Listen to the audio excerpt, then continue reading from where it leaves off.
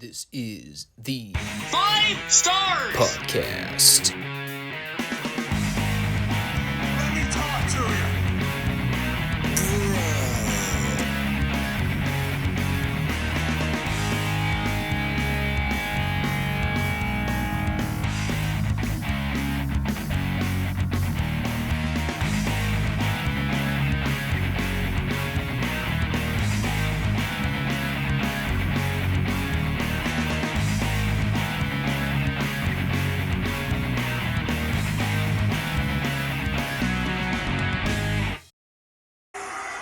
What do you guys want to talk about?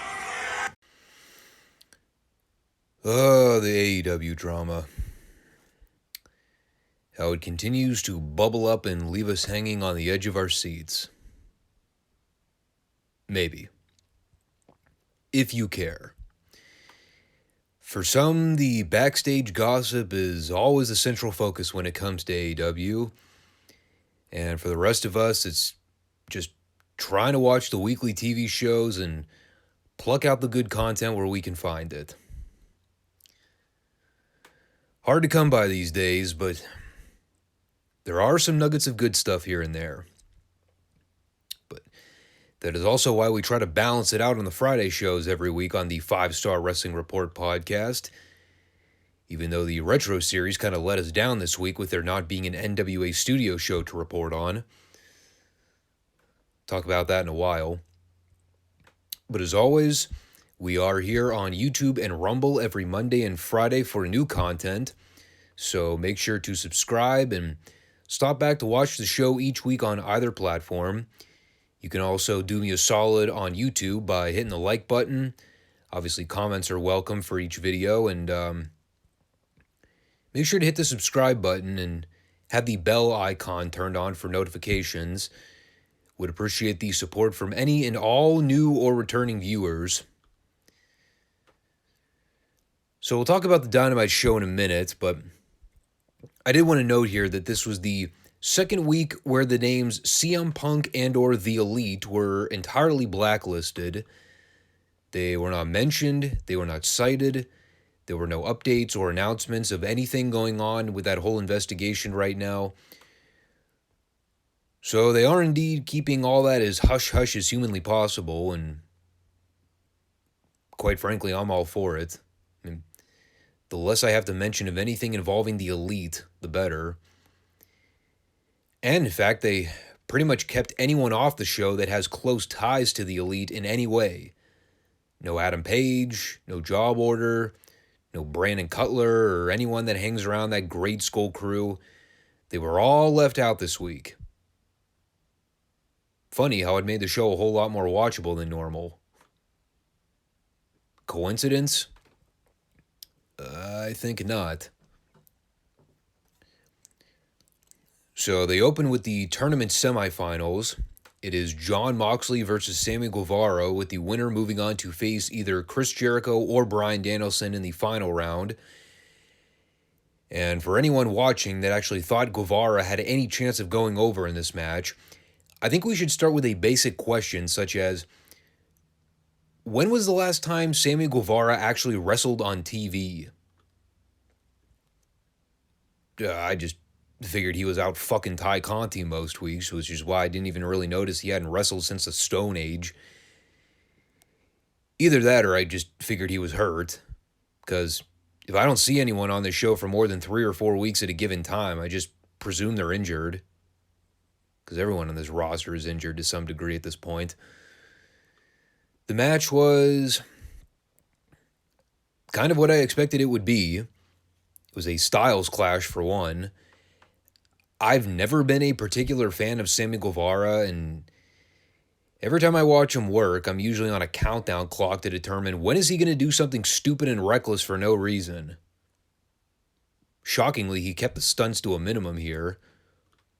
Hopefully that was a conscious decision. I really didn't know too much of anything substantial here. The cooperative standoff chop exchange was an eye roller, as it always is.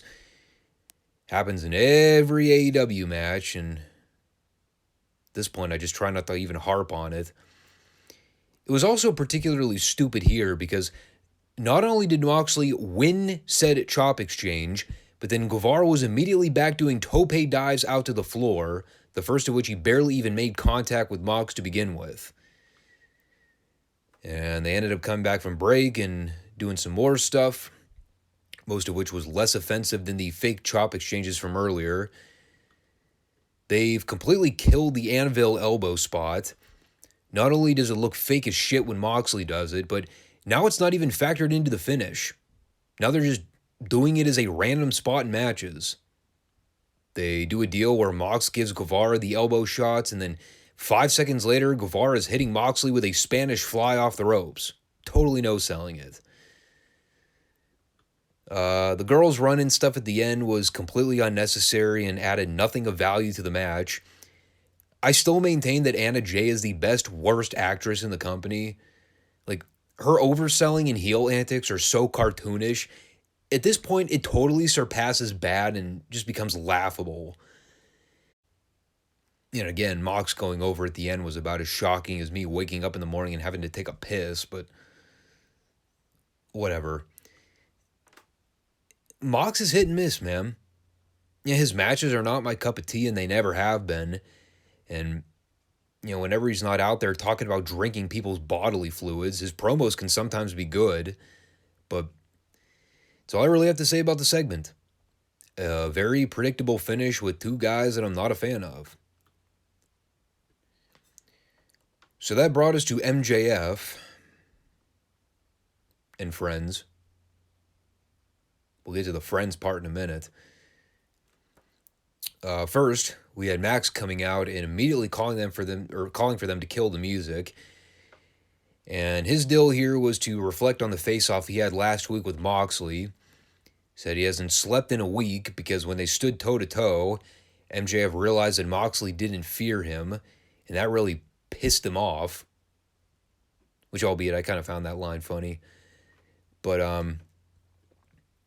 mean, believe it or not, for an MJF promo, there wasn't a whole lot of meat or substance here. He plugged Jon Moxley's book, to which I immediately asked, Jon Moxley wrote a book? Apparently it deals with his personal childhood trauma and growing up in a poor neighborhood, dealing with poverty and all that. Kind of the vintage pull yourself up by the bootstraps story, which, I mean, isn't really a revolutionary concept in the field of storytelling. But his main premise here is that he's still gunning for the AEW World title, and he feels that it'd be in Mox's best interest to stay out of the way of him becoming champion, otherwise bad things. And of course, in the back of my head, I keep thinking, boy, they're really telegraphing the finish of that finals match next week, aren't they? Could they make it any more apparent that Moxley is winning this tournament next week and becoming a 3-time world champion? Like, they're not even trying to hide it. So, well, that was all well and good. At least it was proper storyline advancement. But then came the second half of this segment, which was just...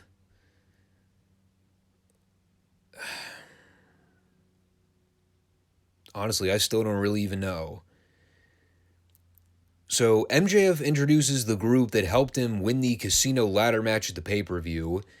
It's Stokely Hathaway's new faction, which I believe they're calling The Firm, which I believe was a women's workout series that dealt with weight training and aerobics from like the 1980s.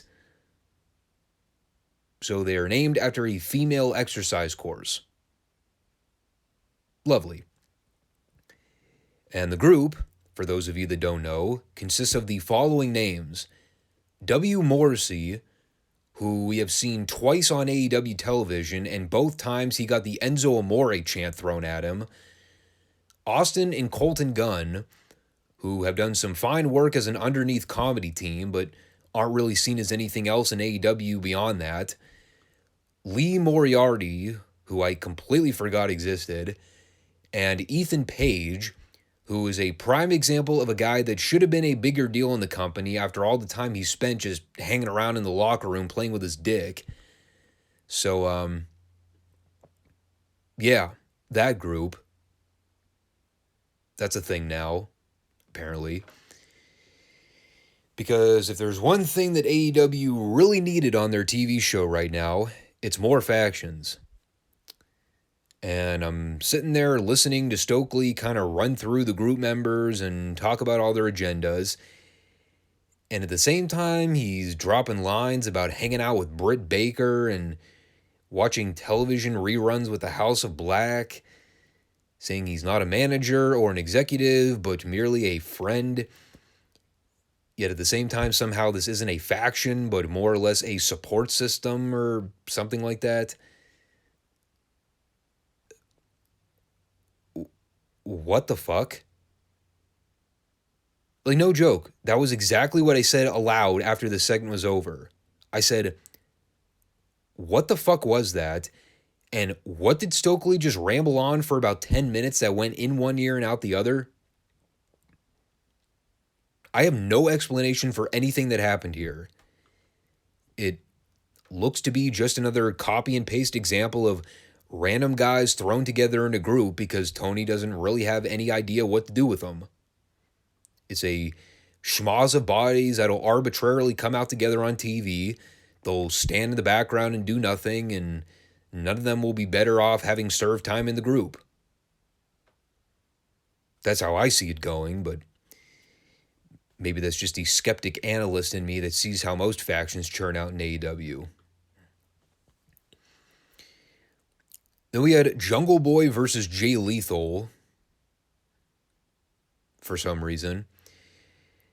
Apparently because Jungle Boy was so angry about what Luchasaurus did to him at the pay-per-view that he issued an open contract to wrestle anyone that wanted to accept the challenge. All right then. By the way, the same Jungle Boy that was brutally left for dead 10 days ago on a pay-per-view, the guy that was chokeslammed on a metal grating and then put through a ringside table by a guy twice his size. Yeah, that guy. Well, he's already back wrestling. Apparently none the worse for wear. Oh, but I guess because he had some athletic tape on his lower back, that means he was selling the injury. Even though he was doing every move he normally does, up to and including the kip-ups. I mean, the match wasn't bad. You're not going to get a bad wrestling match out of Jay Lethal. I'm just confused as to why I was supposed to care about it. It's very basic. You know, Lethal worked over the back injury. Heels tried to run interference at the end, but Jungle Boy thwarted them all off, and Jungle Boy went over with the snare trap. So, yeah. Chalk up another loss in the Jay Lethal category. I mean, if the goal was to give Jungle Boy a TV win after the angle they shot at the pay-per-view, fine. I don't really have a problem with that. I did read that the angle was done to cover up for the fact that it's apparently Christian who has the legitimate injury.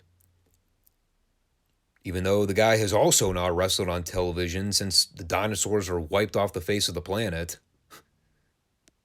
What the fuck did he do? He slip on a banana peel in the parking lot or something? In the meantime, I guess they'll do Luchasaurus versus Jungle Boy, which has the potential to be some train wreck level TV, so count me in for that. They show some rapid fire pre-tapes at this point, most of which I kind of glossed over. I did note Darby Allin's skit, where he was apparently doing extreme bicycle stunts. It's like doing regular bicycle stunts, but, you know, extreme. I'm actually kind of somewhat captivated by them showing Darby do all this goofy bullshit. Like, I'm waiting for the skit they show us where he starts wrestling wild bears or drives his car off of bridges through rings of fire. Or maybe him scuba diving into shark-infested waters. That shit would actually be kind of fun. And we can all rate the stunt on a stupid scale from 1 to 10. I mean, I gotta find ways to entertain myself watching this show somehow, right? Powerhouse Hobbs had a very quick, effective squash. Beat the schlub in 20 seconds flat. No qualms there. And they shot a good angle afterwards where Hobbs got on the stick and tried to dismiss the whole Ricky Starks match from All Out. Said he beat him in 4 minutes and 35 seconds, but who's counting? And that allowed for Starks to make his way down through the crowd to get in the ring, throw some shots at Hobbs, and then knock him out of the ring with the microphone. So I guess they're going to do that match again. I don't have a problem with it necessarily. I guess I'm still wondering why they went ahead and beat Starks at the pay-per-view in under 5 minutes if they were just going to immediately dive back into the feud again. Seems a little odd to me. Following that was a Swerve in Our Glory Lucha Brothers tag title match, which looked about as horrifying on paper as it was in execution. I guess I should just naturally presume that whenever Rick Knox is assigned to be the official, like, warning bells and red flags go off saying, bullshit alert. Because you know that guy's officiating is going to be as ham-fisted as all get out. I tried watching it, but sorry, I just can't watch Lucha Bros matches anymore, man. Like, their shit looks so amateur and so Bush League indie, it's impossible for me to take any of their stuff seriously. At this point, I'm prone to just skip over any match where the guy locks fingers with the other guy so they can do all the rope springboard bullshit. It's so phony and so choreographed. They did a lot of stuff. How about that? I skipped ahead to the finishing sequence where I saw Penta give Keith Lee the Canadian Destroyer, which at that point I said to myself, glad I skipped over most of this because that looked phonier than a goddamn football bat. And of course, because no one sells anything in wrestling anymore, Keith was basically up to his feet less than a minute later so he could hit Penta with a Big Bang Theory and pin him. So much for that Destroyer. And that immediately brought out the Acclaim so they could cut a promo on the champs to hype up the big title rematch next week. And when I say they came out, they just did a promo. They didn't rap or anything. I mean, I am looking forward to the title rematch. Acclaim better win those fucking belts this go around, but guess we'll find out. On the topic of phony stuff that I can't take seriously, they shot a skit in the back where Orange Cassidy laid out Pac with a straight punch. Pretty self-explanatory right there. And apparently that set up a title match for next week, because for anyone that totally forgot or just flat out don't care like me, Pac is still the mostly Atlantic, some but not all Atlantic World Heavyweight Champion of the world. Or something. That took us to this women's tag match. It is Toni Storm and Athena versus Britt Baker and Serena Deeb. I believe it was during this match where AEW tried plugging some new figures on AEW Shop, or Shop AEW, whatever it's called. And of course, in a tag match with 4 girls here, you'd probably think that their newest figure would have featured one of the girls in this very match. Well, you'd be wrong. It was a figure plug for Hikaru Shida. Hilarious. So if you've been watching a lot of the shows lately, you would probably notice that I've been pretty cold for a lot of AEW's women's segments. Not that I've ever been all that hot for the division to begin with. I've tolerated certain things over the last 3 years, but I don't know. Generally, I've been of the mentality since AEW launched where I never really saw the point in them having a female division to begin with.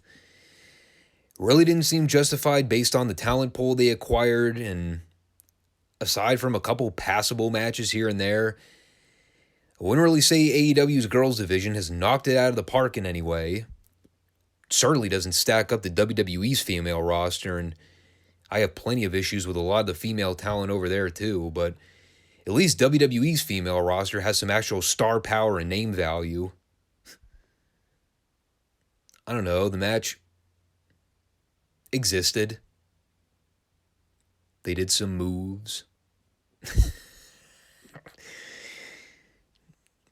sorry, but what else do you really want me to say about it? They worked hard, but crowd surely didn't care. They also had probably one of the coldest tags I've ever seen all year in a wrestling match. They did the double tag spot at the end where Athena got the tag from Tony to make a comeback, and so quiet you could hear mice pissing in the rafters.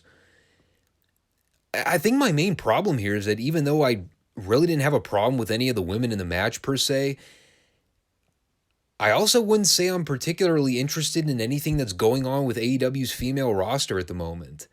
The whole Thunder Rosa thing is still a bit of a hot mess. Toni Storm literally just won the fucking belt 10 days ago, and in her first TV match since she won it, she's already doing jobs. I didn't get the finish at all. I mean, if you're trying to set up her and Serena Deeb for the title, there are better ways to go about it aside from pinning your champion. It's kind of why I figured they put Athena in there to begin with, but guess I was wrong about that. Yeah, really nothing else to note about it. The Jamie Hayter stuff at the end was wacky. It's obvious people are kind of ready for a face turn with her and have her break away from the whole Britt Baker thing, but yeah, they're just going to keep riding that dead horse till people stop giving a fuck, I guess. So mercifully, we got to the end there. Honestly, I probably should have just fast-forwarded to this after the opening round match with Moxley and Guevara, because by the time I got here, my head was spinning in about 30 different directions. Again, not that the show was particularly bad or anything, but I don't know, I guess I was just kind of over it at this point. And it's probably my fault for trying to actually sit through the whole show and not skipping through more than a few backstage pre-tapes I didn't care about. Anyway, the match was Chris Jericho versus Bryan Danielson. Round 2. After we literally just saw Danielson job to the guy less than 2 weeks ago for no reason. But I guess it was time for Danielson to get his win back. Because, well, you know, AEW doesn't 50-50 book or anything like that. Also, I love how William Regal's role in AEW now is to come out with his gang, flirt with Excalibur at the commentary desk, and do nothing but commentate. Granted, he's good at it, but I don't know, it's like, that's why you signed William Regal? So he can be a fourth wheel color commentator? Solid investments from Tony Khan. It was a fine match. Better than their pay-per-view match? I don't know. Maybe. The thing I hated about their pay-per-view match is that the wrong guy won, and it totally ruined what ended up being a rather great pro wrestling match. This one just kind of felt like they were trying to course correct for Jericho going over at the pay-per-view when he had no business going over to begin with. I will also never not find it funny when they do the WWE style shot in the back where they have the wrestlers watching the match on a monitor from a side view so we can see their facial reactions. It's also made better by the fact that Daniel Garcia has a belt too, so he conveniently holds the belt over his left shoulder and has it angled right toward the camera so we can all see it. So WWE. I love it. And honestly, at this point, I can't even tell if they're trying to do a parody of it or if they just have no idea that they're doing it. Generally, I didn't have any complaints about what they did in the match. The Jericho Anvil elbows looked worse than Moxley's, but I wouldn't say it was something I hated. The only thing I hated about the match were the obvious fake punches, and it's probably just a reflection on where we are in the state of the wrestling business in 2022. You know, everyone can do all the flips and all the dives, but when it comes to making your punches look believable, all that shit goes out the window. The big angle they did here was a spot toward the end where Jericho flipped Danielson overhead with a suplex out to the floor, and Danielson did a great job coming down on the ankle and selling the bad landing. Looked really well in execution too, although I probably wouldn't advise most guys take that move at this stage, especially with all the injuries going around. And unfortunately, all suspense of disbelief goes out the window when Danielson immediately goes to untie the boot while he's selling, instead of doing what you would normally do in a situation like that if this were real, that being you actually tightening the boot so that you reduce any potential swelling. But God forbid we nitpick anything on this show. So Jericho immediately targets the injury, tries to work him over and get him to submit with various holds. And Jericho winds up going for the figure four, but Danielson was able to roll through and get Jericho to tap out with the label lock. Pretty creative little finish, and I'm glad they made the right call of putting Danielson over this time. Again, why they had Jericho go over at the pay-per-view just to give Danielson the win back 10 days later on free television, your guess is as good as mine. I guess there is some underlying story that all of 2% of the AEW marks will understand, while the other 98% of us just see it as Jericho doing bad business because he's an egocentric fuck. But what's done is done. It is Moxley versus Danielson in the finals next week. Babyface versus babyface. Again. For no reason. Really wish AEW would cut that shit out and learn how to book proper face-heel dynamics, but whatever. I mean, it's not like the AEW fans would cheer or boo the right guy anyway. And the final 30 seconds of the show, obviously where you see that screen grab in the video here, that was pretty much the total sum of everything you needed to know about AEW this week. It is Bryan Danielson versus Jon Moxley in the tournament finals next week, and CM Punk does indeed own the Beta Bucks. Great screenshot. You know, like I alluded to a little earlier on, the show wasn't bad or anything. There was some wonky stuff in the middle there that kind of tuned me out for a little bit, but yeah, the main event was at least solid. Probably the most interesting thing is seeing what they end up doing in the finals with Mox and Danielson next week. Like I said, they really hammered home the idea that the evident program is Moxley versus MJF for the title. And you almost kind of have to wonder if they're going to go with the swerve to have Danielson win in the finals to face MJF for the belt instead. First off, it'd be a better call. You know, Moxley was a horrible world champion during both title runs, and quite frankly, I don't see why you need to go back to the well a third time with it. I actually think there's some intrigue in an MJF-Danielson title feud, and it'll at least be something in the top main event picture that I can sink my teeth into. You know, MJF and Mox doesn't really do a whole lot for me on paper, so I'm kind of holding out hope that Danielson wins the world title next week, but at the same time, I'm also not giving up any hope because it's Tony Khan. He's got a big hard-on for the oil mechanic for some reason, so we'll see where it goes. The Stokely Hathaway stuff is, I don't know, feels like more of the same meaningless faction mumbo-jumbo we've seen 100 times now. Like, no one in that group is really worth a damn right now, so I don't see a whole lot of value in it personally. And that's all there really was to take away from the show. You know, there's some other stuff I want to cover on the topic of AEW, but maybe I'll just save that for the end here because we do have a retro show to review for today.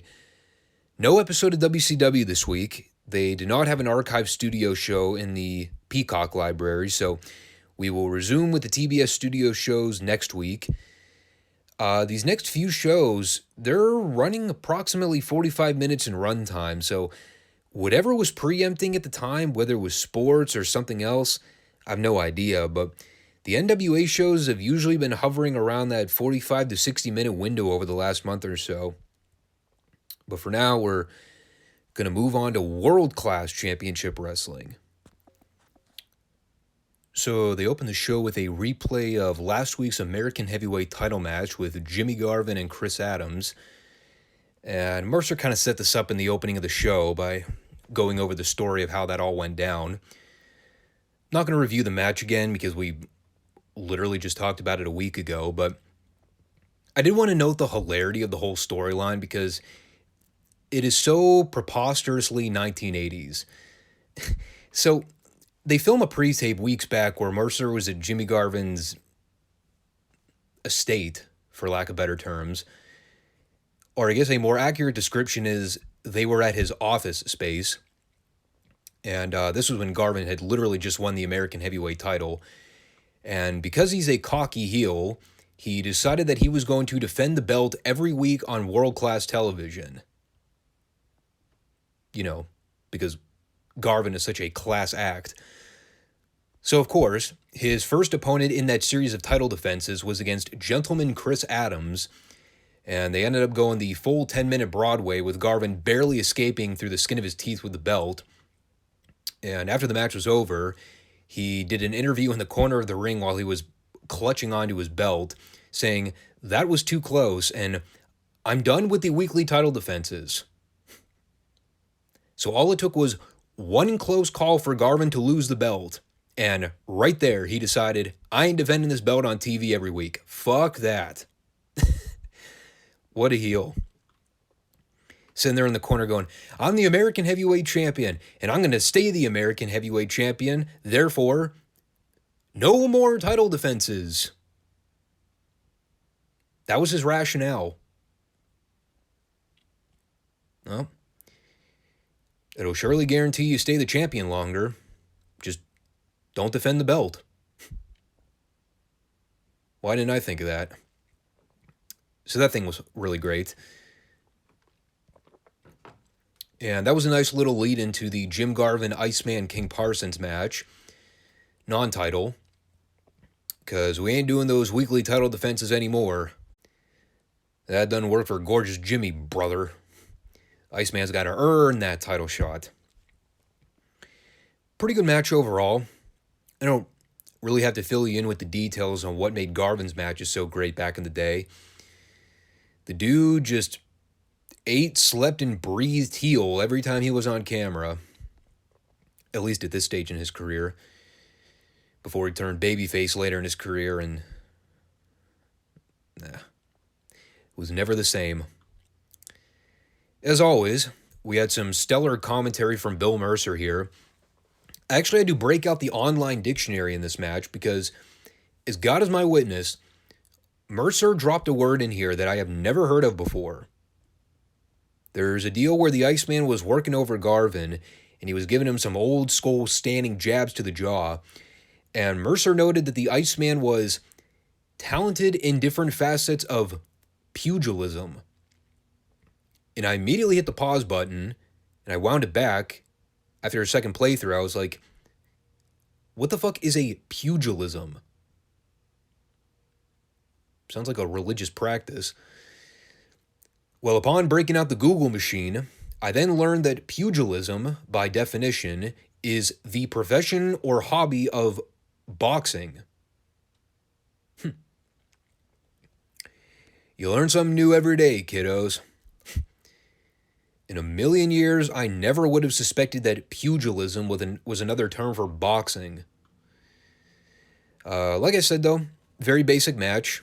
Garvin got a little bit of heat in there, but the Iceman made a comeback at the end. Garvin got the boot up in the corner and went for the brainbuster, which the Iceman immediately rolled through into a modified small package for the 3. So I presume that puts the Iceman at the front of the line for a title shot.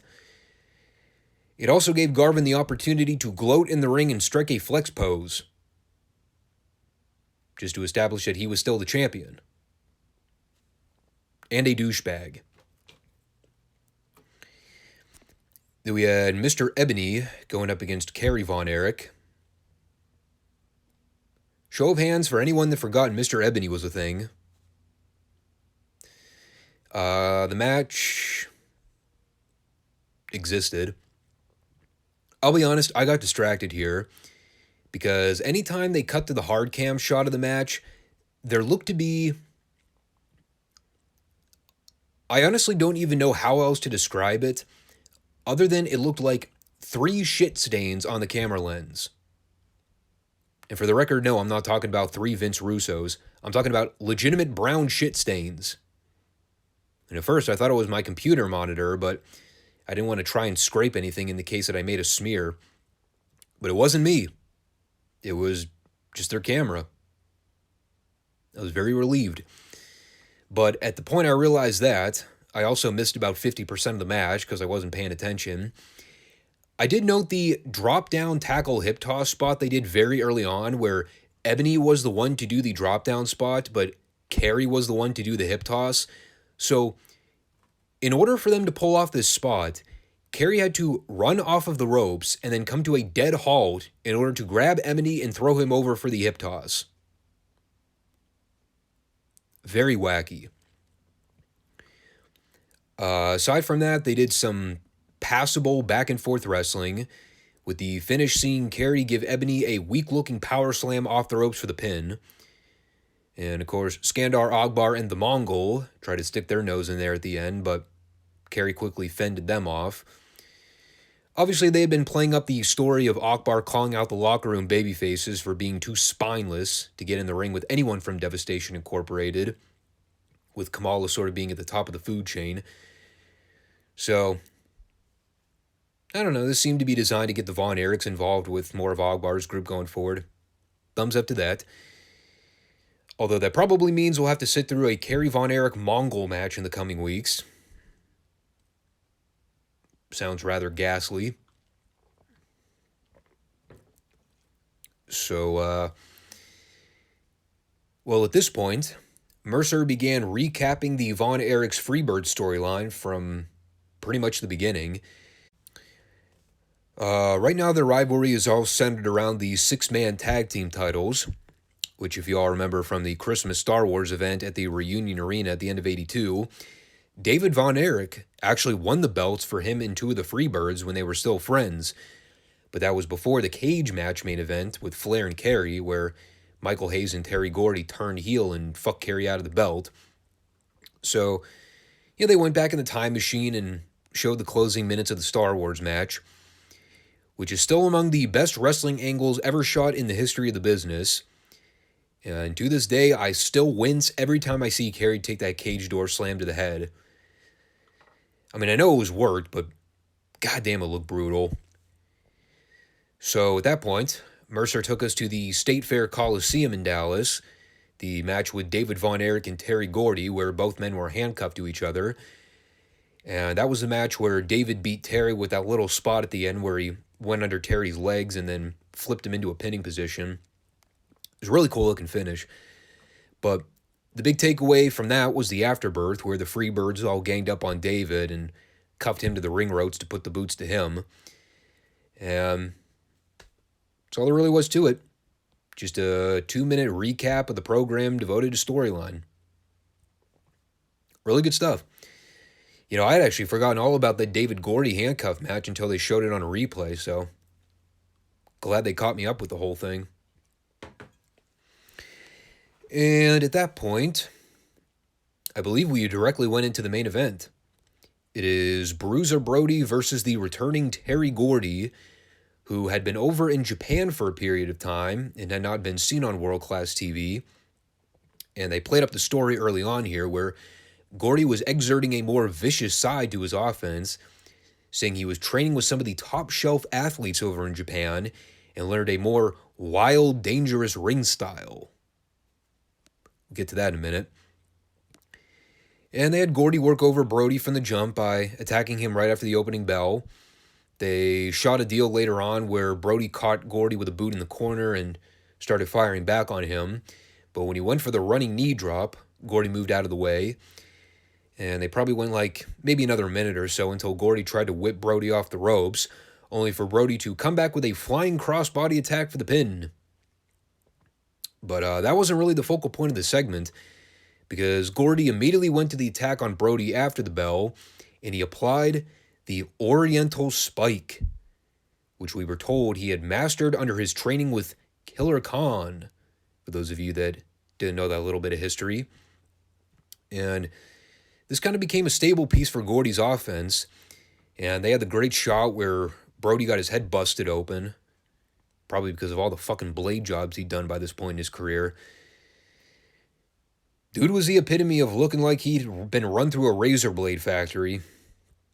But it did make for a good visual as he tried crawling back in the ring to get at Gordy, but Gordy just kept fending him off. And he ended up putting him down with the spike one more time, and They sent out guys to help Brody out. Fantastic stuff, man. This is pro wrestling at its finest. You got a heel that's been away for a while, learning and training under expert legends. So when he comes back, he's mastered a new craft, a new devastating hold that he is now going to break out. You know, you establish a more lethal side of Terry Gordy that we hadn't seen prior, and now he looks more dangerous than ever. And now we can expect the Oriental choke to come into play as he goes up against the Von Erichs down the road. Storyline. Hate to break out the old cliche, this shit doesn't have to be that hard. But really doesn't, man. It really doesn't. And of course, they shot a great show closing promo with Buddy and Terry where, they put over the implication of the Oriental Spike. Gordy did a phenomenal job here, saying he's been places and he's studied and trained with true masterminds, and he's not there to name names or reveal the identity of those masterminds, but all the people need to know is that the Spike is going to win him some matches. And at this point, I was half expecting Baron Von Raschke to come out of the woodwork and throw in the catchphrase, and that is all the people need to know. Yet another mastermind of another devastating hold in wrestling. The Claw. But, yeah, this is great. As was the final moment in the interview where Mercer was trying to wrap things up and Buddy Roberts was standing over Mercer's shoulder, giving him the evil scowl. And I don't know if Mercer caught the sight of this on camera, but you could totally tell he was trying to hold back from laughing. It's pretty great. All in all, though, that was the show. Didn't really have a whole lot of additional input on this one. The Terry Gordy stuff was all well done. I'll never complain about a wrestling show that takes time to show replay packages and cover previous angles and stories. I mean, even I need to be caught up to speed on things after a given time, and I've been very carefully watching these shows week in and week out. The other thing I didn't mention here about the Terry thing, and this plays into next week's main event that they announced. Originally, they had scheduled Buddy and Terry to go up against David and Kevin Von Erich in a tag match. But there was apparently a match with Terry and David recently where Terry used that same choke on David to put him out of commission. So Kerry's going to have to take David's place in the match instead. And, with the choke sort of being the key story now, it'll be interesting to see where they go in that match in terms of angles. But, while we have some time here, I wanted to mention this at the end of the show just to try and bring some of this AEW stuff full circle again.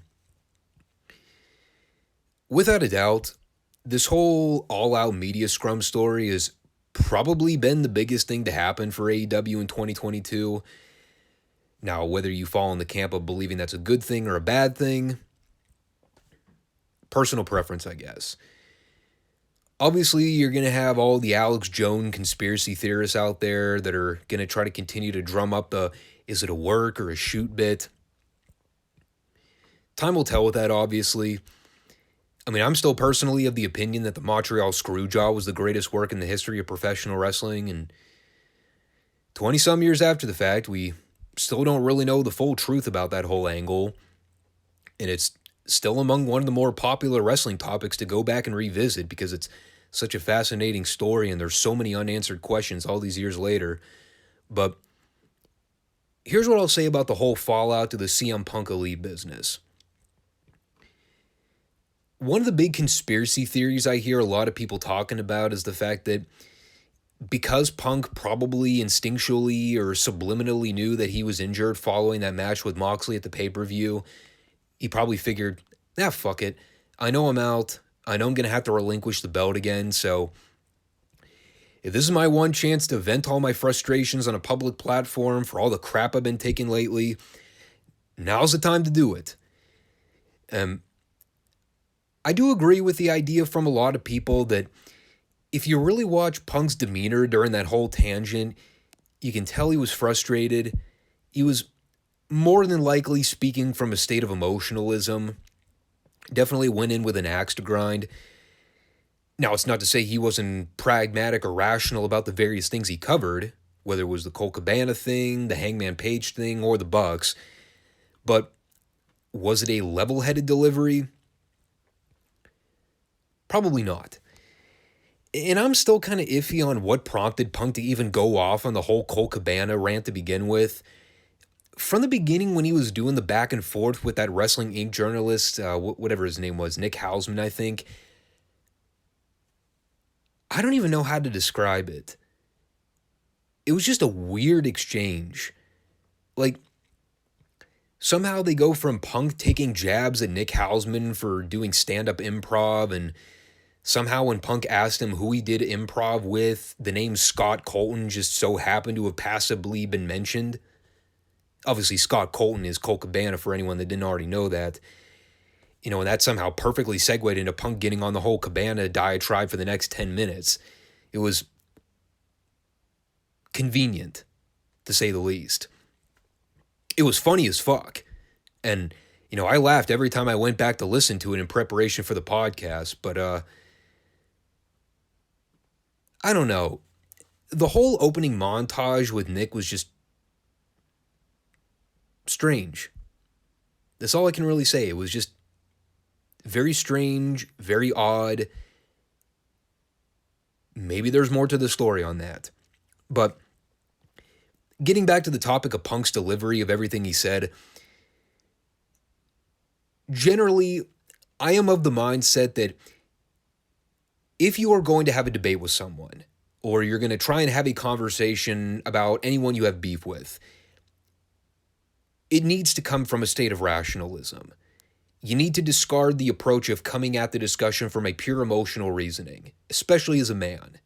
And whatever went down on Sunday night in that whole scrum, whether it was the Punk comments or the fallout with all the stuff that happened in the locker room with Punk and the Elite, I can promise you 100% that whatever happened in that altercation, it didn't come from a place of rationalism on either side. Would it have been better handled without it coming to blows? Who's to say? But to do that, especially in that environment with all that was going on at the time, probably not the most ideal location to be hashing out heat. But right now, we know for a fact that Punk is basically out of action for the remainder of the year, especially after the surgery, if he decides to even come back, period. That's kind of why I understand the argument from a lot of people of Punk may have had a premeditated agenda going into that scrum the minute he knew he was hurt. And again, I'm not about to sit here and tell you that I disagree with what Punk said, and I talked about it on last week's podcast. You may have not liked the delivery of it, but to quote one of Punk's in-ring promos from not that long ago, tell me when I'm telling lies. And there were a lot of cold, hard truths that Punk was addressing in that scrum. Things that a lot of people have probably wanted to say for a long time now, but just didn't have the power or rank in the company to say it aloud. Personally, would I have approached it in the same tone? No. I would have probably come at it more even-tempered, but, well, you really can't do anything about it after the fact. You know, what's done is done, and all we have to judge it on is based on the material Punk said. So, hypothetically, is it possible that Punk knows he's never going to get back in the ring again? Is it possible his in-ring career is done, which is why he went ahead and decided that it was his one opportunity to tell everyone how he really feels? Perhaps. I'm not casting that out as improbable. Personally, I don't know why you'd want to burn that bridge with Tony, you know, especially when you're one of the highest paid guys on the roster, but that's just me. But on the other hand, though, I'm also not going to pretend to sit here and say that I haven't been mildly disappointed with Punk's run in AEW post-MJF. Again, man, you don't believe me. Go back and listen to my Dynamite reports when Punk was being set up for that title match with Adam Page for Double or Nothing. I said it at the time, and I'll say it after the fact. I was not a fan of that feud at all. To me, it was way too insider. The chemistry between the two always felt off from the beginning, and now that we know there were some things said during those promo face-offs that weren't entirely expected, Now I know why I was completely unable to figure out who the fuck I was supposed to cheer or boo in that whole feud. Of course, after Punk finally wins the title, less than a week later, he breaks his foot during that stupid crowd dive spot, and just like that, he's out for pretty much the entire summer. The whole thing with him and Jon Moxley was just retarded as all get out, and I continue to stand by that. Up to and including him getting jobbed out in a 2-minute squash to Moxley the week before the goddamn pay-per-view rematch. Still stupid. I've enjoyed a lot of CM Punk segments. His promos have been some of the more memorable things on Dynamite the entire year. And while he usually ends up being the best part of the entire show, at least for the kind of wrestling I enjoy, he's also been on a pretty bad tailspin ever since that Hangman Page feud. It's easy to sit here and keep drumming up conspiracy theories about whether or not the whole media scrum thing was a work or not. Quite frankly, I don't really care, because if the end goal isn't to draw money off of it, then who gives a fuck, frankly? And I've said this too. I'll say it again. As long as the fucking earth is in rotation, you are never going to see CM Punk work a program with either Kenny Omega or the Beta Bucks in any capacity. That ship has long since sailed. And quite honestly, with all the bad blood between him and Adam Page, you could pretty much kiss that program goodbye too. I can't imagine Punk is going to want to do business with any of those slapnuts. And I don't blame him. It's not like the matches would be good anyway. So, unless it's maybe to come back in a year to finish off with what they started with him and MJF, I don't see what else of note there is for CM Punk to do in AEW. They blew their chance with Bryan Danielson when they didn't put the fucking belt on Danielson back in January like they should have. I don't personally think Adam Cole has anything to offer Punk at this stage. Plus his affiliation with the Elite may turn Punk away from even wanting to go that direction anyway. What else is there? He doesn't really gain much out of working with Chris Jericho at this point. Eddie Kingston is sort of a lost cause because of how badly they buried that poor sap. I don't know. Maybe that media scrum was more telling than what we were led to believe. I don't personally know the details of his contract or how long he's been signed to AEW, but if he wanted out, you think Tony wouldn't grant it? And it's not to say I want Punk gone. I don't. Don't ever forget my statements about him being one of the few redeeming qualities about AEW. But we're starting to catch on to the reality now that he's pretty injury prone. I don't think Tony's going to trust him enough to ever put the world title on him ever again. Maybe the bloom's kind of off the rose. Guess we'll see. I'll tell you for a fact, I'm relishing in not having to see the Bucks or Kenny Omega on camera for the foreseeable future. With the Bucks spreading their girls' bathroom gossip about possibly showing interest in WWE. Not that WWE would ever want those two sissies to begin with, but what do you think Tony would have to say to that? If he had balls, he'd probably cut ties with them right here and right now just to set an example. All right, dumb fucks. You think the grass is greener on the other side? Go give it a shot. See how long you last up there before you guys are doing 2-minute TV jobs to the maximum male models on SmackDown every week. Because that's what Hunter would do with those two jabronis. They ain't getting a monster push, brother. I have no urge to see any of those guys back on my TV ever again. I can tolerate Hangman Page in small doses, but the other three? Good riddance for now. And before we cap off everything, let me just throw this final word in. Mainly to the anti-Punk crowd. The people that are calling for Tony to fire him because they think he's a cancer to the locker room, blah, blah. I'm not going to come at this argument by trying to say you're wrong about your opinion, because everyone's obviously entitled to one. It's like assholes. Everyone has them, and most of them stink to begin with. However, for the crowd that considers themselves anti-Punk and would prefer seeing him fired or forcibly blackballed from AEW, it is important to understand the value that Punk has added to that company in the last year. He is a monetary success and among the top draws for the company. And regardless of the spin you'll hear from the wrestling media outlets, he played a huge part in that Revolution pay-per-view being AEW's second biggest buy rate. Punk vs. MJF was the draw for that pay-per-view. Regardless of how much Meltzer tries to spin it that the real draw was Hangman Page versus Adam Cole, I can promise you that is fucking cap. He's obviously a big merch mover, and his segments are usually among the most watched segments on the weekly television show from week to week. Do the breakdown. Does he move the needle for the company like we all maybe would have hoped he would have? Probably not. But at the same time, I also can't place all the blame on Punk for that, especially when you got a schizophrenic television show like the one AEW books every week. People will tune in to usually watch Punk stuff, but when you got 50 other things on the show that come nowhere close to the level of Punk's material, yeah, obviously people aren't going to stick around to watch most of that crap.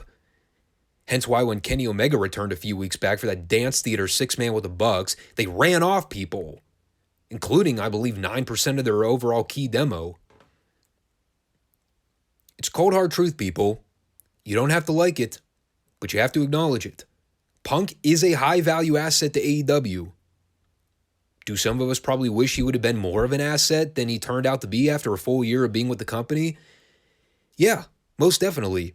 But when you're dealing with a niche product with a very niche cult, this is kind of to be expected.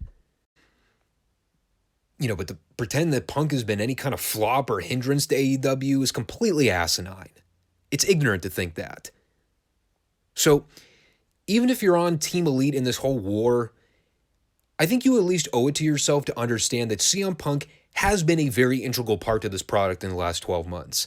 And for my money, I personally believe he's responsible for ensuring that AEW has been able to keep viewership hanging around that 900,000 to 1 million mark. And if you don't believe me, go back and look at some of those old Dynamite shows right before Punk showed up, man. Viewership wasn't doing too hot when Punk wasn't around. And as soon as the rumors started circulating that Punk had been signed, you saw those numbers keep going up, up, and up. There was intrigue. There was genuine interest, especially from the casual fans. Obviously, time is going to tell how Punk being off of the show for the remainder of the year is going to hurt overall weekly viewership. The summer of 2022 was very hit and miss without him. They were still able to keep things hovering around that 900,000 range weekly, but things got really dicey for a while when they were doing that whole Forbidden Door thing. And the TV show was just complete and utter chaos every week for almost an entire month. And the problem we have now is that Punk ain't going to be out for 3 months this time. He's going to be out much longer than that. And if things start to go off the rails now, with Punk being gone too, that viewership decline may be a whole lot more inevitable. So I'm going to cut it there. I appreciate you all sticking through this one, but I just needed to kind of bring some of that AEW discussion full circle again. There's still a lot of uncertainty going on right now with the reporting you're getting from both sides of the aisle, whether it's the pro-Punk or the pro-Elite camp. For me, there's still way too much bias reporting from both sides. Meltzer is just so flagrantly in the tank for the Bucks and Omega. All I can do is just scoff at his reporting. Not that I really ever took his opinion that seriously to begin with. Sorry, Observer listeners, but I tried. I was a Wrestling Observer subscriber for about 5 years, and I can assure you one thing. It wasn't for Dave Meltzer's radio show. But, hopefully we get more clarification on the settlement of their investigation in the next couple weeks. And not because I'm dying to see the Bucks do all their trampoline gymnastics on TV again, but honestly, just so we can put this whole damn thing to bed and move on from it, because it's been, 2 weeks now? I don't know about you, but I'm already over it. And if you're over it too, you can all like the show for me down below to let me know where you stand. Also, make sure to subscribe and leave a comment to share whatever feedback you have on the matter, if any. What camp are you in? Are you pro-Elite? Are you pro-Punk? Are you somewhere in the middle? Let me know. But for next week, we'll have better wrestling to talk about with the retro content, where we'll be able to balance it out with all the bad stuff. So tune in and take care, all. Peace out.